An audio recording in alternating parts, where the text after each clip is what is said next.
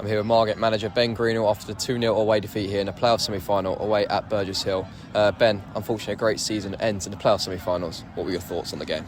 It's gutting, it's really gutting. I think we had 11 men out there that did fight and really wanted the result. It just didn't go our way tonight. You've got to give them credit, they're a good team. We knew what they were good at, they rotate really well. They make really good third man runs and we know how good they are with possession. And we had a couple of game plans and I actually think in the first half they had the more possession but we had the better chances and it was frustrating that they've scored a deflected goal. And look, we've hit the bar, we've had Slav, their goalie, sort of scrambling in the goal, and we've had a few goalmouth scrambles that haven't fallen our way. And I think the performance levels in terms of the effort was good. I don't think the application was quite there tonight to get ourselves through to the playoff final.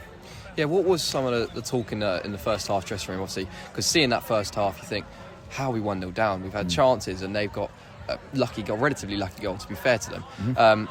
And yeah, we find ourselves down despite having 3 good chances. I think it's frustrating because they are a good team. They've got a lot of experience, good players who have obviously been playing the levels above.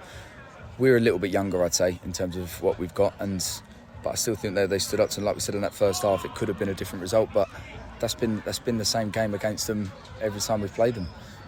We were 1-0 up against them and letting a last minute goal at home. We should have got the 3 points. I think last time we were here we lost 2-1, but we were really in that game and didn't quite get the chances, and maybe that momentum of coming here again, and it was a very similar game. I think we played a bit differently. I thought Derry was superb in how many headers he won, but it was just a case of we just didn't quite fall for us. The momentum was never quite with us today, and that's something that we have to look back on and analyse ourselves, but we've tried to be positive in there because we have had a brilliant season, and like we said before, I think 87 points if you're in the league above wins you the league.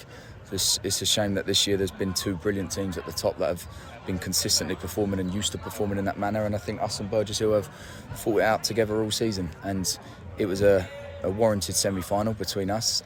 Just a little bit gutted that we couldn't put the goals on the score sheet, and it sounds like a different game, and at moments in that game where we threw bodies forward, it did become the other way where it looked like they might go and get another one, but I felt like everyone had the fight and the desire. It just didn't fall for us today. I think on another day we nick a couple of goals and we, with the luck maybe falls for us, like even a lot of set pieces where we didn't just quite get on the end of it.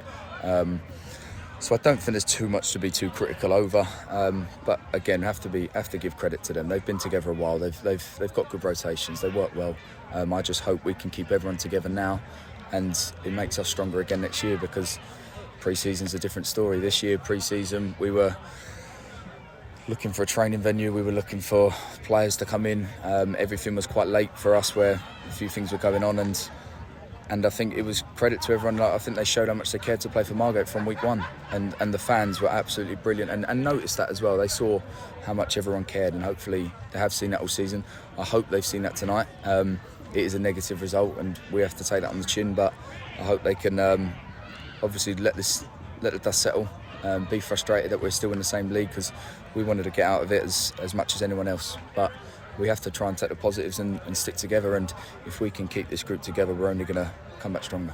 Yeah, just coming on to the fans, they've been a driving point behind us all season, and today there was a sea of blue behind that goal. How much did that spur you boys on? Just unfortunately it just didn't fall for us today. No, look, they've been unbelievable all season. They're home and away.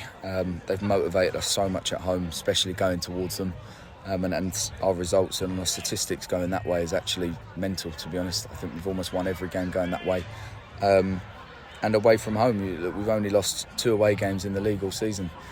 One of them being with 10 men for 45 minutes. So I think we've got to accept that, how brilliant they are coming away. I think most clubs will admit we're one of the best travelling fans. And I think it's more, like we said, I think everyone that was here tonight saw there was a level of performance. Not sure it's quite enough to win the game of football, but they're cheering us at the end of the game. I think any other fan base could have got negative there. You lost 2-0 in the semi-final when we were all desperate to go back up. We didn't score a goal in the semi-final, which is something that we are gutted about. But they've kept singing the whole way through, and they're just giving us so much support. And I know they will stick with us, but hopefully they can help pick up the players as much as I can try to as well. Okay, thank you, Ben. Cheers, Josh. Thank you.